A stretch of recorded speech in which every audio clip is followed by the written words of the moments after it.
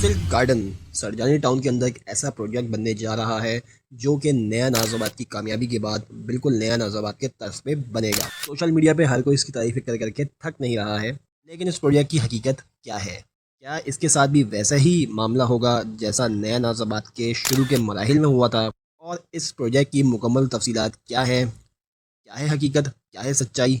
आज की इस वीडियो में हम लोग डिस्कस करेंगे। वीडियो एंड तक देखिएगा। अस्सलाम वालेकुम व्यूअर्स, मेरा नाम हुसामुद्दीन है और आप लोग देख रहे हैं प्रॉप टेक पाकिस्तान। सब्सक्राइब करना ना भूलिएगा। मुझे उम्मीद है कि आप लोगों ने वीडियो को लाइक और चैनल को सब्सक्राइब कर लिया होगा। आज की इस वीडियो में हम लोग बात करने जा रहे हैं सिल्क गार्डन के हवाले से। एक ऐसा प्रोजेक्ट जो कि सरजानी टाउन के अंदर बिल्कुल नया नाज़ाबाद के तर्ज पे बनने जा रहा है। सुनने में तो यही आ रहा है। सोशल मीडिया पे जिस तरह नज़र डालें, यूट्यूब, फेसबुक, इंस्टाग्राम, वहाँ पे सिल्क गार्डन की तारीफ़ें कर करके यूट्यूबर्स थक नहीं रहे। लेकिन इसके पीछे की हकीकतें क्या हैं? क्योंकि सब जानते हैं कि नया नाज़ाबाद एक प्रीमियम प्रोजेक्ट है, एक लग्जरी प्रोजेक्ट है, लेकिन इसके शुरू के मराहिल में उसको काफ़ी मुश्किलात का सामना करना पड़ा था। क्या सिल्क गार्डन के साथ भी ऐसा ही मामला होगा?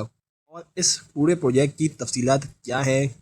कितने प्लॉट्स हैं, कितने फ्लैट्स बनेंगे, किस तर्ज पे बनेगा, आया बनेगा भी कि नहीं बनेगा, बिल्डर कितना रिलायबल है, और मज़ीद ऐसी छोटी छोटी मालूमात जो कि दूसरी वीडियोस में आपको सुनने को नहीं मिलती, क्योंकि हर कोई सिर्फ़ और सिर्फ तारीफ़ों के पुल बांधता जाता है और सिर्फ प्रोजेक्ट की चमक धमक दिखाकर लोगों को अट्रैक्ट करना, लेकिन उसकी तफसीलात बताना कोई ज़रूरी नहीं समझता। ऐसी तफसीलात जो कि बहुत इंपॉर्टेंट होती हैं किसी भी प्रोजेक्ट में इन्वेस्टमेंट करने से पहले। तो चलते हैं अपने टॉपिक की तरफ। ये बेसिकली एक नामी ग्रामी बिल्डर जिनका नाम आरिफ हबीब साहब है, और आप सब लोग जानते हैं कि नया नाज़ाबाद को जो डेवलपर है वो आरिफ हबीब एंड कंपनी है। नया नाज़ाबाद की तारीफ़ करना या उसके बारे में ज़्यादा बताना जो है वो इतना ज़्यादा थकी छकी हुई बात नहीं है कि उसको इतना ज़्यादा बताया जाए, क्योंकि वहाँ पे उसकी लग्जरी लाइफस्टाइल, प्रीमियम सिक्योरिटी और दीगर किस्म की चीज़ें वैसे ही बहुत ज़्यादा मशहूर हैं। उसी तरह का एक प्रोजेक्ट सरजानी टाउन में सिल्क गार्डन के नाम से ये काफ़ी साल से प्रोजेक्ट लॉन्च हुआ है, लेकिन समझ लें कि इसके ऊपर बिल्डर की तवज्जो और जो एडमिनिस्ट्रेशन है इस प्रोजेक्ट की, उसकी तवज्जो शायद अब आई है, क्योंकि ये प्रोजेक्ट तकरीबन 4 से 5 साल पुराना है।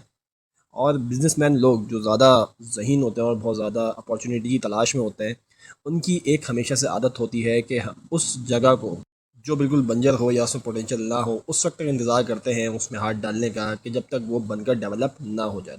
अगर हम लोग सरजानी टाउन के इस एरिया की बात करते हैं, तो इस एरिया का जो लुब लुबाब है वो ये है कि यहाँ पे इस वक्त बहुत सारी हाउसिंग सोसाइटीज़ ऑलरेडी मौजूद है। एक नहीं, दो नहीं, सैकड़ों सोसाइटीज़ जो बहुत नामवर भी हैं, बहुत मशहूर भी हैं। लेकिन नया नाज़ाबाद के केस के अंदर ऐसा नहीं था, क्योंकि नया नाज़ाबाद पहाड़ों के बीच में बना हुआ है, पहाड़ों को काट के बनाया हुआ है। इससे पहले एक सीमेंट फैक्ट्री वहाँ पे मौजूद थी। उसके बाद वहाँ पे जो फैक्ट्रीज़ का जो वेस्ट मटेरियल था उसको वहाँ डिस्पोज किया जाता था। नया नाज़ाबाद की जो हिस्ट्री है वो ये है कि नया नाज़ाबाद में पहले काफ़ी मसले मसाइल रहे हैं। पहले कुछ वेस्ट के हवाले से कुछ कोर्ट के ऑर्डर्स वगैरह थे, जो बाद में फिर उसको डिनाई कर दिया गया कोर्ट की तरफ से ही कि यहाँ पे हाउसिंग प्रोजेक्ट बनाया जा सकता है।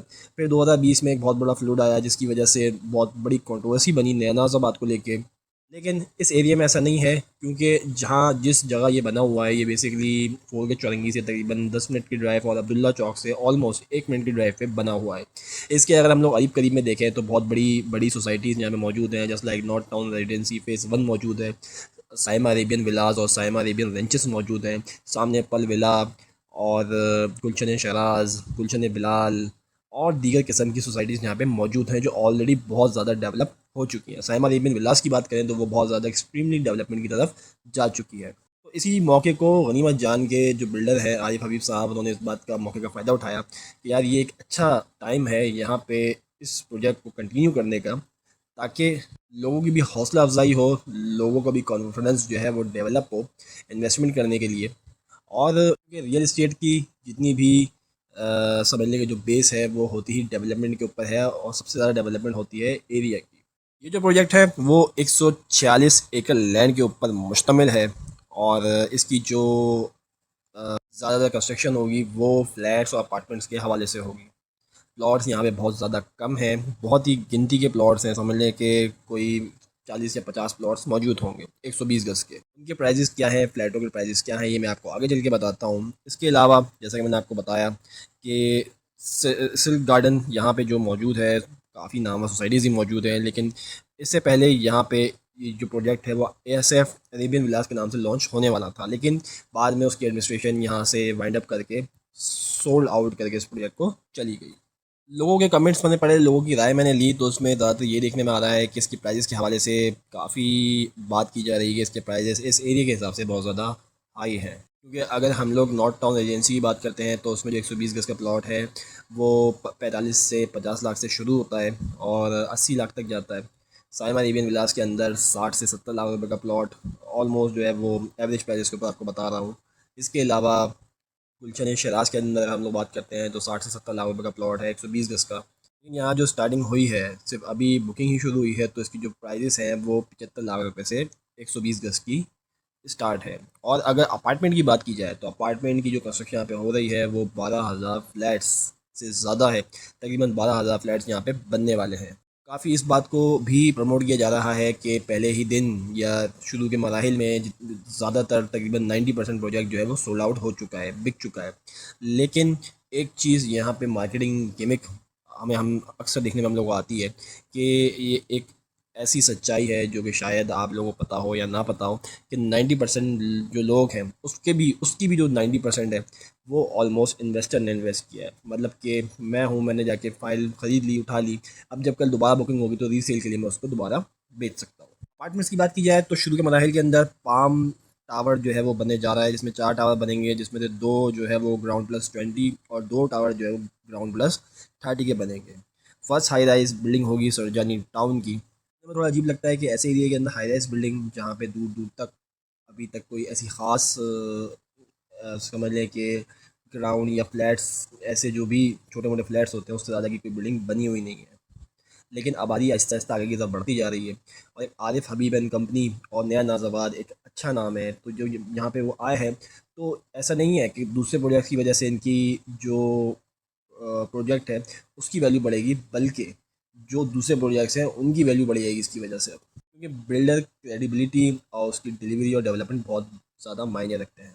पाम टावर की अगर हम लोग बात की करें तो इसकी जो इस वक्त पर स्क्वायर फीट रेट चल रहा है वो 12,000 रुपये स्क्वायर फीट से शुरू हुआ था, अब तकरीबन 13,000 रुपये स्क्वायर फीट तक पहुंच चुका है। रियलिटीज़ की अगर बात की जाए तो ये जो एरिया है ये LDA के अंदर में आता है, लियारी डेवलपमेंट अथॉरिटी के अंडर आता है। और जो लीज़ है लैंड, तो बेसिकली जितनी भी लैंड्स होते हैं ये सर्वे लैंड्स होते हैं और इनकी जो लीज़ मिलेगी, जो मतलब जो बायर है जो उसको लीज़ मिलेगी वो प्रोजेक्ट बनने के बाद ही मिल सकती है।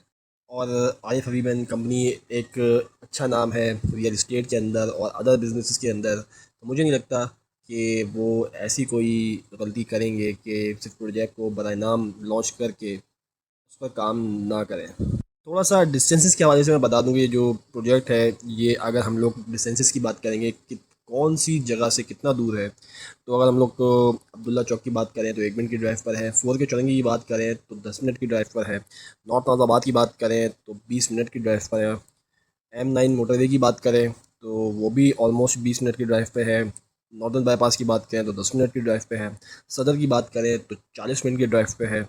शारा फैसल की बात करें तो वो भी 40 मिनट की ऑलमोस्ट ड्राइव पे है। और अगर एयरपोर्ट की बात की जाए तो वो 45 मिनट यानी कि 28 किलोमीटर दूर है यहाँ से। तो यस, उम्मीद है कि आप लोगों को ये वीडियो पसंद आई होगी। ये सारी मालूमात आपको इस प्रोजेक्ट में इन्वेस्टमेंट करने के लिए शायद काफ़ी हो। देखते रहिए प्रॉपर्टी पाकिस्तान। मैं हूँ आपका होस्ट हुसामुद्दीन। अपना बहुत ख्याल रखिएगा।